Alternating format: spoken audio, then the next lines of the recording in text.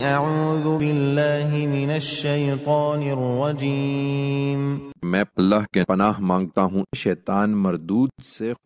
امن جعل الارض قرارا وجعل خلالها انہارا وجعل لها رواسي وجعل بين البحرين حاجزا أإله مع الله بل أكثرهم لا يعلمون۔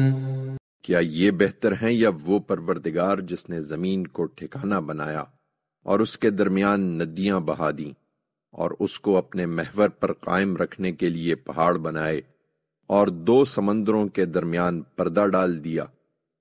کیا اللہ کے ساتھ کوئی اور معبود بھی ان سب کاموں میں شریک ہے؟